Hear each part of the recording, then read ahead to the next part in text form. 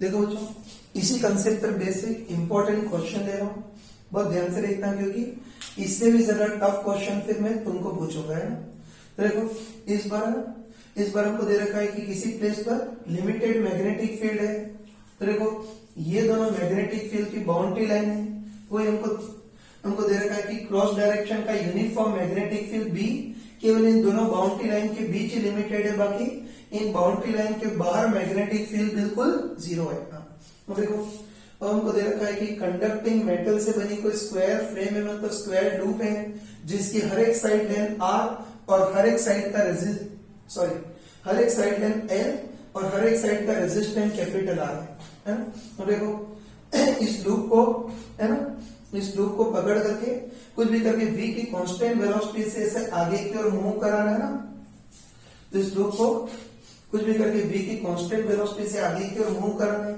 तो बस हमको देखना है कि जैसे लूप आगे की ओर मूव करेगा वैसे वैसे टाइम के साथ इस लूप में इंड्यूस नेट ईएमएफ या बहने वाली करंट ये टाइम के साथ किस तरह से चेंज होगी, उसका हमको ग्राफ बनाना है। इतना समझते हो कि इंड्यूस नेट ईएमएफ और करंट ये दोनों तो प्रोपोर्शन ही होंगे ना।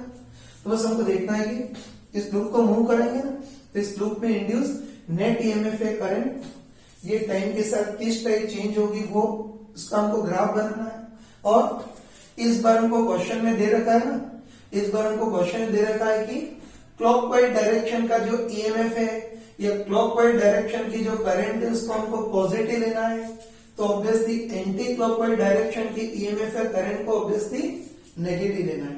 तो बस इस बार नेट ईएमएफ या करंट टाइम के साथ कैसे चेंज करेगी इसका ग्राफ बनाना है। इजीली कर सकते हैं, कोई तीन चीजें हमको पता है ना, तीन चीजें हमको पता है कि ईएमएफ इंड्यूस होगा ही नहीं, उसको भी फ्लक्स से देखना आसान है। उसके बाद इंड्यूस ईएमएफ की जो डायरेक्शन है वो भी फ्लक्स से लेंस लॉ से आसान है, लेकिन इंड्यूस ईएमएफ की वैल्यू के लिए वी भी एल इक्विवेलेंट से आसान है ना। हिम्मत करके स्टार्ट करते हैं। तो चलो पहले मान लेते हैं कि लूप पूरा पूरा मैग्नेटिक फील्ड के बाहर है ना, ठीक है। तो चलो पहले मान लेते हैं कि लूप पूरा पूरा मैग्नेटिक फील्ड के बाहर है। तो हमको पता है हमको पता है कि जब लूप पूरा पूरा मैग्नेटिक फील्ड से बाहर होगा तब तो इससे गुजरने वाला फ्लक्स जीरो का जीरो ही रहेगा, तो इसका डिफरेंशिएशन भी जीरो, मतलब ईएमएफ भी जीरो और करंट भी जीरो। चलो मान लेते हैं ये लाइन मान लेता हूं, ये लाइन मान लेता हूं कि यहां तक तो लूप मैग्नेटिक फील्ड के बाहर है ना। तो लूप लिख देता हूं, फिर मान लेते हैं कि इस टाइम तक लूप मैग्नेटिक फील्ड का पूरा पूरा बाहर है और मैग्नेटिक फील्ड से बाहर हो तब तो इससे गुजरने वाला फ्लक्स भी जीरो का जीरो ही रहेगा, तो ईएमएफ भी जीरो और करंट भी जीरो। तो जब तक लूप बाहर है तब तक तो जब तक लूप पूरा पूरा बाहर है तब तक तो ईएमएफ या करंट भी जीरो होगी। लेकिन चलो अब मान लेते हैं कि अब लूप मैग्नेटिक फील्ड के अंदर एंटर कर रहा है ना, ठीक है। तो चलो अब मान लेते हैं कि है ना, मान लेते हैं कि जो लूप है वो मैग्नेटिक फील्ड के अंदर एंटर कर रहा है। तो तुम देखते ही बताओ तुम देखते ही बताओ कि अब ये लूप मैग्नेटिक फील्ड के अंदर एंटर कर रहा है। बताओ जब तक ये लूप मैग्नेटिक फील्ड के अंदर एंटर करेगा तब तक इससे गुजरने वाला फ्लक्स बढ़ेगा, है ना। बोल सकते हैं जब तक ये लूप मैग्नेटिक फील्ड के अंदर एंटर करेगा तब तक इससे गुजरने वाला फ्लक्स बढ़ेगा। और तुम बताओ कि फ्लक्स बढ़ेगा मतलब फ्लक्स चेंज करेगा, तो तब फ्लक्स चेंज करेगा तो इस लूप में कुछ ना कुछ नेट ईएमएफ इंड्यूस होगा, ईएमएफ भी इंड्यूस होगा और सर्किट भी कंप्लीट है तो करंट भी फ्लो होगी। तो बस कह सकते हैं कि जब लूप मैग्नेटिक फील्ड के अंदर एंटर करेगा तब तक इसमें ईएमएफ या करंट इंड्यूस होगी। अब देखो अब इंड्यूस करंट है, इंड्यूस ईएमएफ की डायरेक्शन क्या होगी वो देखना है। तो मैंने बताया था कि इंड्यूस ईएमएफ या इंड्यूस करंट की जो डायरेक्शन है वो भी फ्लक्स मतलब लेंस लॉ से आसान है। तो इंड्यूस ईएमएफ की डायरेक्शन के लिए भी फ्लक्स मतलब लेंस लॉ का यूज करेंगे ना। आराम से बताओ, ठीक है, आराम से बताओ कि मैग्नेटिक फील्ड क्रॉस वो है ना। आराम से बताओ कि मैग्नेटिक फील्ड क्रॉस डायरेक्शन का है तो फ्लक्स भी क्रॉस डायरेक्शन में तो एंटर करने वाला होगा। तो बताओ जब तक लूप मैग्नेटिक फील्ड के अंदर एंटर करेगा तब तक क्रॉस डायरेक्शन वाला फ्लक्स बढ़ेगा, है ना। तो जब तक लूप मैग्नेटिक फील्ड के अंदर एंटर करेगा तब तक क्रॉस डायरेक्शन वाला फ्लक्स बढ़ेगा। अब तुम बताओ कि क्रॉस डायरेक्शन वाला फ्लक्स बढ़ेगा तो लूप में करंट ऐसी इंड्यूस होगी जो इस फ्लक्स को घटाने का ट्राई करे। और तुम बताओ कि फ्लक्स को घटाने के लिए लूप को अपना खुद का मैग्नेटिक फील्ड अपोजिट डायरेक्शन मतलब डॉट डायरेक्शन में क्रिएट करना होगा। और तुम बताओ कि खुद का मैग्नेटिक फील्ड डॉट डायरेक्शन में क्रिएट करने के लिए करंट ऐसी बहानी होगी, मतलब करंट ऐसे एंटी क्लॉकवाइज बहानी होगी। और बताओ करंट एंटी क्लॉकवाइज बहाने के लिए ईएमएफ भी एंटी क्लॉकवाइज इंड्यूस करना होगा। तो पक्का पता चल गया कि ईएमएफ एंटी क्लॉकवाइज होगा, है ना। पक्का पता चल गया कि जब लूप मैग्नेटिक फील्ड के अंदर एंटर कर रहा होगा तब ईएमएफ इंड्यूस होगा। और लेंज लॉ से देख लिया कि ईएमएफ एंटी क्लॉकवाइज होगा और एंटी क्लॉकवाइज वाले ईएमएफ को नेगेटिव लेना है तो ईएमएफ नेगेटिव होगा, है ना। अब ईएमएफ की वैल्यू कितनी होगी वो देखना है। तो मैंने चमका कर बताया था, है ना। तो मैंने चमका कर बताया था कि ईएमएफ इंड्यूस होगा या नहीं, वो भी फ्लक्स से देखना आसान है। ईएमएफ की जो डायरेक्शन है वो भी फ्लक्स या लेंज लॉ से आसान है, लेकिन ईएमएफ कितना इंड्यूस है ना, ईएमएफ कितना इंड्यूस होगा वो फिर मोशनल ईएमएफ वीबी एल इक्विवेलेंट से आसान है। तो ईएमएफ कितना इंड्यूस होगा उसके लिए वीबी एल इक्विवेलेंट का यूज करेंगे। तो तुम देखते बताओ, है ना।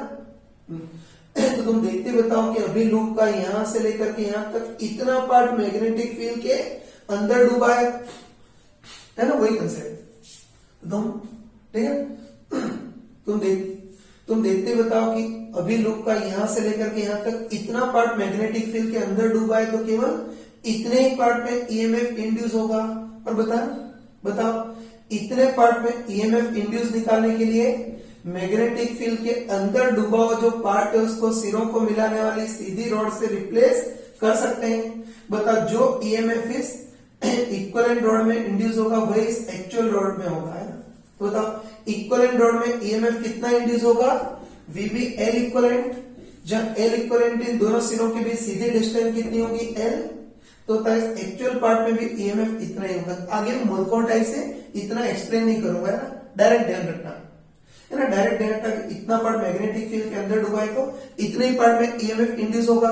और डायरेक्ट आगे, है ना, आगे डायरेक्ट बोलूंगा कि इतने पार्ट में ईएमएफ कितना होगा, वीबी एल इक्विवेलेंट। जहां एल इक्विवेलेंट इन दोनों सिरों के बीच सीधी डिस्टेंस, तो दोनों सिरों के बीच सीधी डिस्टेंस एल ही होगी, है ना। और तुम बताओ, है ना, तुम बताओ कि जैसे जैसे लूप मैग्नेटिक फील्ड के अंदर एंटर करेगा एल इक्विवेलेंट कांस्टेंट रहेगा, है ना। तुम बताओ कि जब लूप और ज्यादा एंटर कर जाएगा तो एल इक्विवेलेंट ये होगा, फिर एल इक्विवेलेंट ये होगा। तो हम बोल सकते हैं कि इस बार स्क्वायर फ्रेम है ना, इस बार स्क्वायर फ्रेम है तो लूप जैसे जैसे बाहर निकलेगा एल इक्विवेलेंट कांस्टेंट रहेगा। एल इक्विवेलेंट कांस्टेंट रहेगा तो इंड्यूस ईएमएफ भी कांस्टेंट रहेगा। और एंटी क्लॉकवाइज इसको नेगेटिव से रिप्रेजेंट करेंगे, ऐसा ग्राफ आएगा, है ना। मैं लिख देता हूं कि जब मैग्नेटिक फील्ड के अंदर एंटर करेगा तब लेंज लॉ से ईएमएफ एंटी क्लॉकवाइज मतलब इसको नेगेटिव से रिप्रेजेंट करेंगे। और ईएमएफ का मैग्नीट्यूड कितना होगा बताओ, वीबी एल इक्विवेलेंट। जब एल इक्विवेलेंट इन दोनों के बीच सीधी डिस्टेंस एल। और हमको बताया कि स्क्वायर लूप है ना, स्क्वायर लूप है, जैसे जैसे बाहर निकलेगा एल इक्विवेलेंट कांस्टेंट रहेगा तो इंड्यूस ईएमएफ भी बिल्कुल कांस्टेंट रहेगा, है ना। और ईएमएफ कितने टाइम के लिए इंड्यूस होगा वो भी देख सकते हो, है ना। तुम बताओ कि मैग्नेटिक फील्ड के अंदर एंटर करने में इसको डिस्प्लेसमेंट एल ट्रैवल करना है और इसकी कांस्टेंट वेलोसिटी वी है। तो मैग्नेटिक फील्ड के अंदर एंटर करने में टाइम कितना लगेगा, एल बाय वी। तो इतने टाइम तक वीबी एल इक्विवेलेंट जितना एंटी क्लॉकवाइज ईएमएफ इंड्यूस होगा, इसको नेगेटिव से रिप्रेजेंट करेंगे ना। अब चलो बताओ, अब कुछ टाइम का पूरा लूप मैग्नेटिक फील्ड के अंदर आ जाएगा ना। और हमको पता है ना, हमको बताया कि जब पूरा लूप मैग्नेटिक फील्ड के अंदर आ जाएगा तो बताओ अब इससे गुजरने वाला मैग्नेटिक फ्लक्स कांस्टेंट हो जाएगा। और फ्लक्स कांस्टेंट तो नेट ईएमएफ जीरो तो करंट भी जीरो। मैं लिख देता हूं कि जब ये पूरा मैग्नेटिक फील्ड के अंदर आ जाएगा तो उससे गुजरने वाला फ्लक्स कांस्टेंट तो नेट ईएमएफ जीरो तो इंड्यूस करंट भी जीरो होगी, है ना। ये बता दिया। अब चलो अब मान लेते हैं कि अब ये जो लूप है वो मैग्नेटिक फील्ड से बाहर निकल रहा है ना। ठीक है, अब चलो अब मान लेते हैं कि लूप मैग्नेटिक फील्ड से बाहर निकल रहा है। तो हमको पता है कि जब लूप मैग्नेटिक फील्ड से बाहर निकलेगा तो फ्लक्स घटेगा और बताओ फ्लक्स घटेगा मतलब फ्लक्स चेंज करेगा, तो फ्लक्स चेंज करेगा तो तब भी ईएमएफ इंड्यूस होगा, और सर्किट कंप्लीट है तो करंट भी इंड्यूस होगी, है ना। अब देखो इंड्यूस ईएमएफ की डायरेक्शन कैसी होगी, वो भी लेंज लॉ से निकालना आसान है। आराम से बताओ कि मैग्नेटिक फील्ड क्रॉस डायरेक्शन, तो फ्लक्स भी क्रॉस डायरेक्शन का। अब लूप को मैग्नेटिक फील्ड से बाहर निकाल रहे हैं ना, लूप को मैग्नेटिक फील्ड से बाहर निकाल रहे हैं, बस लूप को मैग्नेटिक फील्ड से बाहर निकालेंगे तो क्रॉस डायरेक्शन वाला फ्लक्स घटेगा, फ्लक्स घटेगा तो लूप में करंट ऐसी इंड्यूस होगी जो इस फ्लक्स को बढ़ाने का ट्राई करे। और तुम बताओ, तो बताओ कि फ्लक्स को बढ़ाने के लिए खुद का फ्लक्स को बढ़ाने के लिए लूप को अपना खुद का मैग्नेटिक फील्ड सपोर्टिंग मतलब क्रॉस डायरेक्शन में ही प्रोड्यूस करना होगा, और खुद का मैग्नेटिक फील्ड क्रॉस डायरेक्शन में प्रोड्यूस करने के लिए करंट ऐसी बहानी होगी मतलब क्लॉकवाइज बहानी होगी।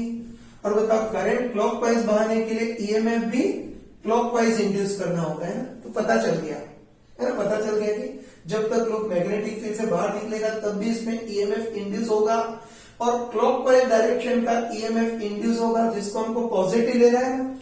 तो जब लूप मैग्नेटिक फील्ड से बाहर निकल रहा होगा तब ईएमएफ क्लॉकवाइज होगा मतलब पॉजिटिव होगा। अब ईएमएफ की वैल्यू कितनी होगी वो देखना है, तो वो VBL इक्विवेलेंट से आसान है ना। तो तुम आराम से, ठीक है ना, तुम आराम से बताओ कि बताओ अभी लूप का केवल, बताओ अभी लूप का केवल यहां से लेकर के यहां तक इतना ही पार्ट मैग्नेटिक फील्ड के अंदर डूबा है ना। तो अभी इतना पार्ट मैग्नेटिक फील्ड के अंदर डूबा है, केवल इतने ही पार्ट में ईएमएफ इंड्यूस होगा। और तुम, है ना, तुम बताओ कि इतने पार्ट में ईएमएफ निकालने के लिए मैग्नेटिक फील्ड के अंदर डूबा हुआ जो पार्ट है उसको सिरों को मिलाने वाली सीधी रोड से रिप्लेस कर सकते हैं। तो जो ईएमएफ इस इक्विवेलेंट रोड में होगा वही एक्चुअल रोड में होगा। तो बताओ इक्विवेलेंट रोड में ईएमएफ कितना होगा, VBL इक्विवेलेंट, जहां L इक्विवेलेंट दोनों सिरों के बीच सीधी डिस्टेंस, तो बताओ स्क्वायर है ना, तो साइड L है तो दोनों सिरों की सीधी डिस्टेंस भी L ही होगी। तो बताओ ईएमएफ कितना इंड्यूस होगा, VBL। आगे कोई इक्विवेलेंट रोड नहीं बताऊंगा, डायरेक्ट बोलूंगा कि बाहर निकलते टाइम ईएमएफ कितना होगा, VBL इक्विवेलेंट, जहां L इक्विवेलेंट मैग्नेटिक फील्ड के अंदर डूबे हुए पार्ट के दोनों सिरों के बीच सीधी डिस्टेंस, तो वो L ही होगी। तो ईएमएफ VBL इक्विवेलेंट मतलब VBL ही होगा, है ना। पर हमको पता है कि लकीली स्क्वायर लूप है ना, लकीली स्क्वायर लूप है। तो बताओ कि जैसे जैसे लूप आगे बढ़ेगा L इक्विवेलेंट उतना की उतना ही रहेगा, L इक्विवेलेंट उतना की उतना ही रहेगा, तो इंड्यूस ईएमएफ भी उतना की उतना ही रहेगा मतलब VBL ही रहेगा। और क्लॉकवाइज इसको पॉजिटिव से रिप्रेजेंट करेंगे।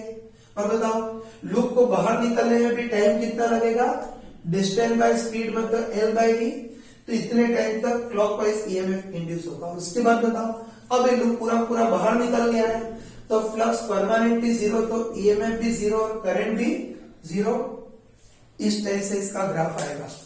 तो मुझे एक्सप्लेन करने में भले टाइम लग गया हो लेकिन तुम लोग इजीली कर सकते हो। देखो बच्चों, इसका एक क्वेश्चन मैं तुमको दे रहा हूं, इसको देखना है। देखो इस बार भी हमको दे रखा है कि कोई लिमिटेड मैग्नेटिक फील्ड है, ये दोनों मैग्नेटिक फील्ड की बाउंड्री लाइन है, तो बस क्रॉस डायरेक्शन का uniform magnetic field be in दोनों बाउंड्री लाइन के बीच लिमिटेड है, बाकी इन बाउंड्री लाइन के बाहर मैग्नेटिक फील्ड बिल्कुल जीरो है ना।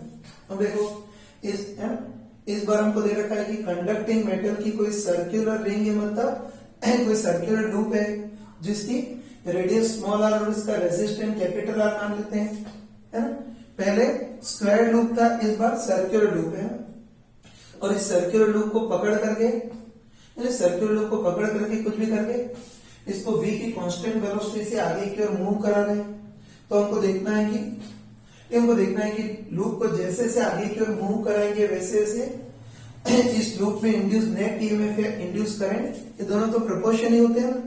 तो इसमें इंड्यूस नेट ईएमएफ है करंट, ये टाइम के साथ किस टाइप चेंज करेंगे उसका रफली ग्राफ बनाना है। और इस बार भी हमको दे रखा है कि क्लॉकवाइज डायरेक्शन का जो ईएमएफ है उसको पॉजिटिव लेना है, तो ऑब्वियसली एंटी क्लॉकवाइज डायरेक्शन वाले ईएमएफ को नेगेटिव लेंगे। तो चलो 2 मिनट के लिए वीडियो पॉज करो और इसको खुद ट्राई करो। चलो मेरी ख्याल से तुमने कर लिया होगा, इसको एक बार बताया था।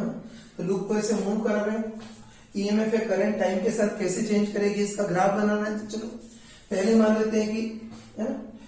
लेते हैं कि शुरू में पूरा लूप मैग्नेटिक फील्ड के बाहर है, तो हमको डायरेक्ट पता है ना। हमको डायरेक्ट पता है कि जब तक लूप पूरा पूरा मैग्नेटिक फील्ड के बाहर है तब तक तो इससे गुजरने वाला फ्लक्स जीरो का जीरो ही रहेगा। तो इसका डिफरेंशिएशन भी जीरो, मतलब ईएमएफ भी जीरो और करंट भी जीरो है ना। तो चलो मान लेते हैं कि इस टाइम तक पूरा पूरा लूप मैग्नेटिक फील्ड के बाहर है।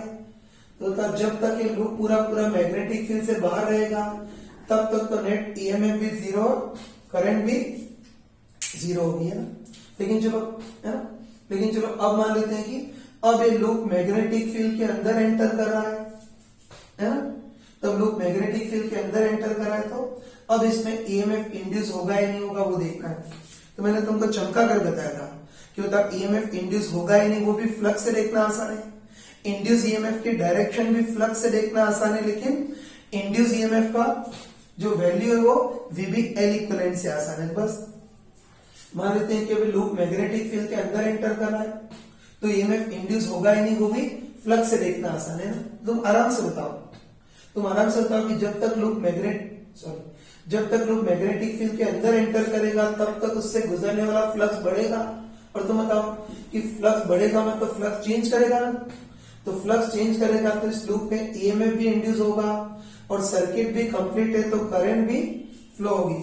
तो हमको पता चल गया कि जब तक लूप मैग्नेटिक फील्ड के अंदर एंटर करेगा तब तक फ्लक्स चेंज करेगा तो ईएमएफ और करंट इंड्यूस होगी, है ना।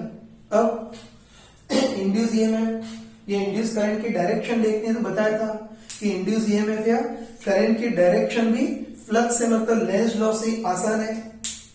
तो डायरेक्शन भी फ्लक्स से लेंज लॉ से करेंगे, है ना।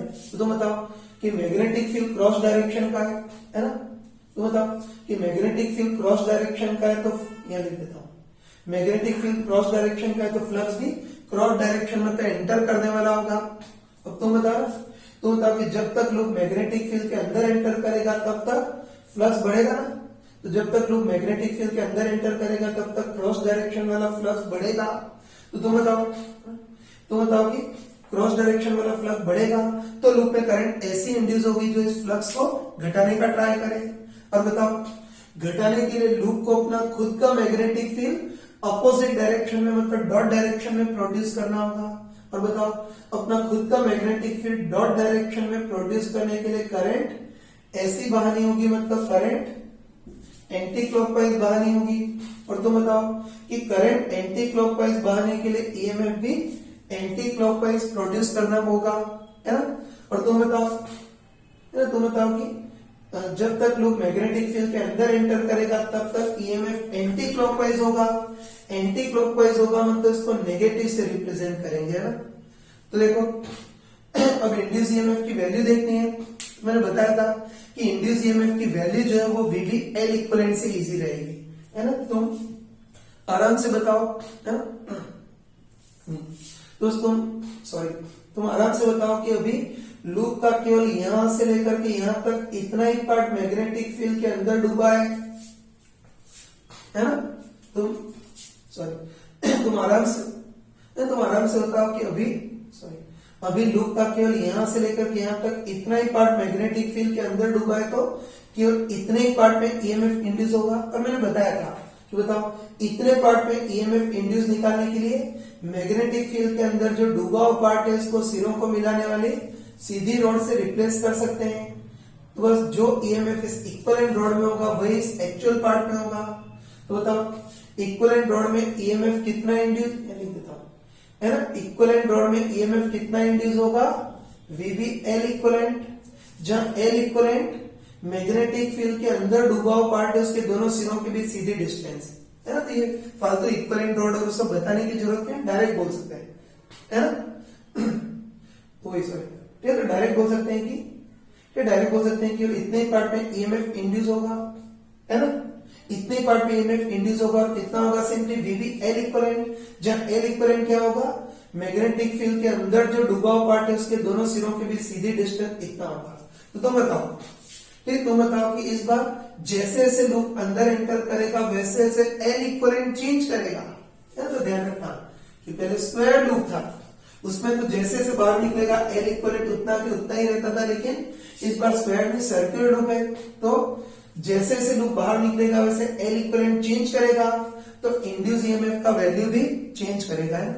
और तुम बताओ, है ना, चलो इधर डायग्राम बताया था, तो तुम बताओ, ये तुम सोच के बताओ कि जब लूप इतना सा एंटर करेगा, है ना, तुम बताओ कि जब लूप मैग्नेटिक फील्ड में इतना सा एंटर किया होगा तब एल इक्वलेंट दोनों सिरों की सीधी डिस्टेंस ये होगी, फिर लूप और एंटर करेगा तो एल इक्वलेंट बढ़ेगा, फिर लूप और एंटर करेगा एल इक्वलेंट और बढ़ेगा। और तुम बताओ कि जब लूप आधा एंटर कर जाएगा, है ना, तुम बताओ कि जब लूप आधा एंटर, ये बनाया था कि होता जब लूप आधा एंटर कर जाएगा तो एल इक्वलेंट मैक्सिमम होगा और कितना, डायमीटर 2r के बराबर, और उसके बाद लूप और एंटर करेगा फिर एल इक्वलेंट घटेगा और एल इक्वलेंट फिर 0, तो ईएमएफ भी 0।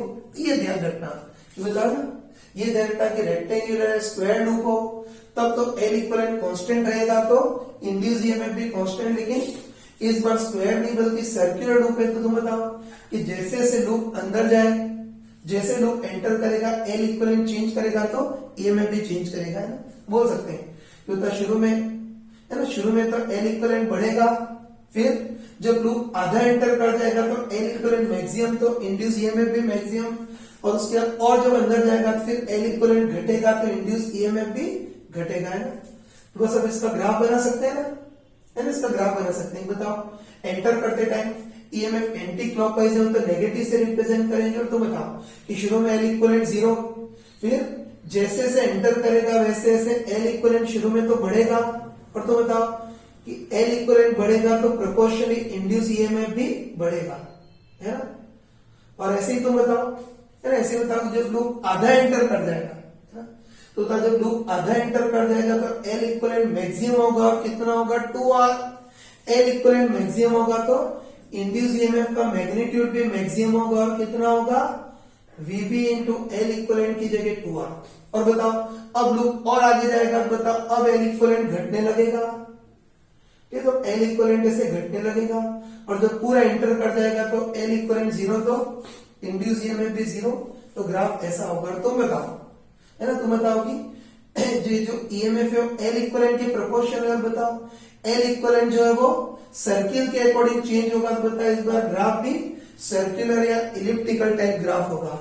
मुल्कों टाइप से लीनियर मत बना देना, है ना, तो ध्यान रखना कि रिंग सर्कुलर तो एल इक्वलेंट भी सर्किल की इक्वेशन के टाइप से चेंज करेगा, तो ईएमएफ भी सर्किल इलिप्स की इक्वेशन के टाइप से चेंज करेगा, मतलब ग्राफ सेमी सर्कुलर है। परफेक्ट शब्द में बोले तो सेमी इलिप्टिकल, मतलब आधे अंडे जैसा, है ना, जैसे बॉइल अंडा होता है उसको आधा काट दिया इस टाइप से होगा, तो ग्राफ आधा अंडा मतलब आधा इलिप्टिकल होगा। चलो अब मान लेते हैं कि लूप पूरा पूरा मैग्नेटिक फील्ड के अंदर एंटर कर गया, तो पता है कि जब लूप पूरा पूरा मैग्नेटिक फील्ड के अंदर एंटर कर जाएगा तो तब इससे गुजरने वाला फ्लक्स कांस्टेंट होगा, और फ्लक्स कांस्टेंट तो ईएमएफ 0 तो करंट भी 0 है। तो चलो मान लेते हैं, मान लेते हैं कि यहां से लेकर के यहां तक, है ना, इस टाइम से लेकर के इस टाइम तक लूप पूरा पूरा मैग्नेटिक फील्ड के अंदर है। तो बताओ जब लूप पूरा पूरा मैग्नेटिक फील्ड के अंदर होगा तब तो गुजरने वाला फ्लक्स कांस्टेंट तो ईएमएफ 0 तो इंड्यूस करंट भी 0 होगी, है ना। और चलो अब मान लेते हैं कि अब लूप मैग्नेटिक फील्ड से बाहर निकल रहा है ना, सॉरी, चलो मान लेते हैं कि लूप मैग्नेटिक फील्ड से बाहर निकल रहा है। बताओ जब तक लूप मैग्नेटिक फील्ड से बाहर निकलेगा तब तक इससे गुजरने वाला फ्लक्स घटेगा, और बताओ फ्लक्स चेंज होगा तो तब इसमें ईएमएफ इंड्यूस होगा, ईएमएफ इंड्यूस होगा और सर्किट भी कंप्लीट है तो करंट भी बहेगी। अब ईएमएफ की डायरेक्शन देखनी है, तो ईएमएफ की डायरेक्शन भी लेंस लॉ से आसान है ना, तो ईएमएफ की डायरेक्शन के लिए भी वही फ्लक्स मतलब लेंस लॉ का यूज करेंगे। तो आराम से बताओ कि बताओ मैग्नेटिक फील्ड क्रॉस डायरेक्शन तो फ्लक्स भी क्रॉस डायरेक्शन का। तो बताओ इस बार लूप मैग्नेटिक फील्ड से बाहर निकल रहा है ना, तो बताओ इस बार लूप मैग्नेटिक फील्ड से बाहर निकल रहा है तो फ्लक्स घटेगा ना, तो लूप बाहर निकल रहा है तो क्रॉस डायरेक्शन वाला फ्लक्स घटेगा। तो बताओ क्रॉस डायरेक्शन का फ्लक्स घटेगा तो लूप में करंट ऐसे इंड्यूस होगी जो इस फ्लक्स को बढ़ा सके, और बताओ फ्लक्स को बढ़ाने के लिए लूप को अपना खुद का मैग्नेटिक फील्ड भी सपोर्टिंग मतलब क्रॉस डायरेक्शन में ही प्रोवाइड करना होगा। और बताओ खुद का मैग्नेटिक फील्ड क्रॉस डायरेक्शन में प्रोवाइड करने के लिए करंट ऐसी बहानी होगी, तो कंफर्म है कि करंट ऐसी मतलब क्लॉकवाइज बहानी होगी, और करंट क्लॉकवाइज बहाने के लिए ईएमएफ भी क्लॉकवाइज इंड्यूस करना होगा, और क्लॉकवाइज ईएमएफ को पॉजिटिव बोला, इसलिए जब ये लूप बाहर निकलेगा तब ईएमएफ क्लॉकवाइज होगा, मतलब पॉजिटिव होगा। और है ना, अब हमको इंड्यूस ईएमएफ की वैल्यू देखनी है। तो मैंने बताया था कि इंड्यूस ईएमएफ की जो वैल्यू है वो वीबीएल इक्विवेलेंट से आसान है ना, तो वही कहानी है ना, वही कहानी की बताओ लूप का केवल यहां से लेकर के यहां तक इतना ही पार्ट मैग्नेटिक फील्ड के अंदर डूबा है, तो इतने ही पार्ट में ईएमएफ इंड्यूस होगा, और इतने पार्ट में ईएमएफ निकालने के लिए मैग्नेटिक फील्ड के अंदर जो डूबा हुआ पार्ट है उसको सिरों को मिलाने वाली सीधी रॉड से रिप्लेस कर सकते हैं। तो बस इक्विवेलेंट रॉड में जितना एक्चुअल पार्ट में भी उतना ही ईएमएफ इंड्यूस होगा। बताओ इक्विवेलेंट पार्ट में कितना ईएमएफ इंड्यूस होगा, वीबीएल इक्विवेलेंट। तो जो एक्चुअल पार्ट है उसमें भी ईएमएफ कितना इंड्यूस होगा, वीबीएल इक्विवेलेंट। जहां एल इक्विवेलेंट मैग्नेटिक फील्ड के अंदर डूबा हुआ जो पार्ट है उसके दोनों सिरों के बीच सीधी डिस्टेंस। तो हमको पता है कि इस बार स्क्वायर है, रेक्टेंगुलर नहीं बल्कि सर्कुलर लूप है, तो एल इक्विवेलेंट चेंज करेगा तो प्रोपोर्शनली ईएमएफ भी चेंज करेगा। तो तुम बताओ कि जब लूप थोड़ा सा ही मैग्नेटिक फील्ड से बाहर निकला है तब एल इक्विवेलेंट कम होगा तो ईएमएफ भी कम। फिर बताओ लूप जैसे जैसे बाहर निकलेगा वैसे जैसे एल इक्विवेलेंट बढ़ेगा तो इंड्यूस ईएमएफ भी बढ़ेगा। और बताओ जब लूप आधा अंदर और आधा बाहर होगा तो उस टाइम पे एल इक्विवेलेंट मैक्सिमम होगा 2R, तो इंड्यूस ईएमएफ भी मैक्सिमम होगा। और उसके बाद बताओ लूप और बाहर जाएगा तो अब एल इक्विवेलेंट घटेगा, है ना। तो बस बोल सकते हैं इस बार लूप मैग्नेटिक फील्ड से बाहर निकला है तो शुरू में एल इक्विवेलेंट बढ़ेगा। चलो मैं ग्राफ ही बनाया था कि बता जब लूप बाहर निकलेगा तब इंड्यूस ईएमएफ क्लॉकवाइज होगा, इससे पॉजिटिव से रिप्रेजेंट करेंगे।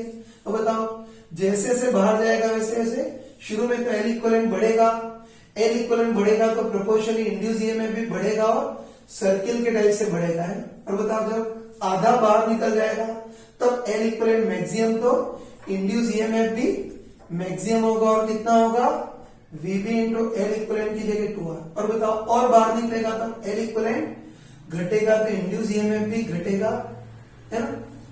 और जब पूरा बाहर निकल जाएगा तो इंड्यूस ईएमएफ 0। तो ध्यान रखना कि इस बार रिंग सर्कुलर है तो एल इक्विवेलेंट भी सर्किल की इक्वेशन के टाइप से चेंज होगा, तो प्रोपोर्शनली ईएमएफ भी सर्किल इलिप्स की इक्वेशन के टाइप से चेंज होगा। तो ये भी ग्राफ आधा इलिप्स और ये भी आधा इलिप्स, है ना। जैसे कि वो अंडे को बॉईल करते हैं ना, तो अंडे को बॉईल कर दिया, उसको दो पार्ट में काट दिया, इस पार्ट को नीचे लगाया, इस पार्ट को ऊपर लगाया, इसके दोनों जो ग्राफ है वो आधे अंडे होंगे, मतलब आधे इलिप्स होंगे।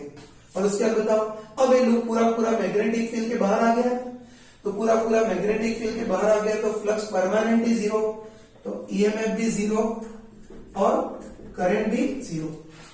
इन दोनों का टाइम इंटरवल भी देख सकते हैं ना। सॉरी, इसमें एक इंपॉर्टेंट चीज बोल सकते हैं, कि जब लूप मैग्नेटिक फील्ड के अंदर एंटर करेगा और मैग्नेटिक फील्ड के बाहर निकलेगा केवल उन्हीं दोनों टाइम में ईएमएफ इंड्यूस होगा, बाकी सब में इंड्यूस ईएमएफ 0। और ये टाइम इंटरवल भी निकाल सकते हैं ना। ये लूप को मैग्नेटिक फील्ड के अंदर एंटर करने में टाइम कितना लगेगा, डिस्टेंस बाय स्पीड। तो मैग्नेटिक फील्ड के अंदर एंटर करने में इसको एक्स डायरेक्शन में डिस्टेंस कितनी ट्रेवल करनी होगी, 2R/v। और बाहर निकलने में भी टाइम कितना लगेगा, 2R/v। तो ग्राफ हम अच्छे से बना सकते हैं।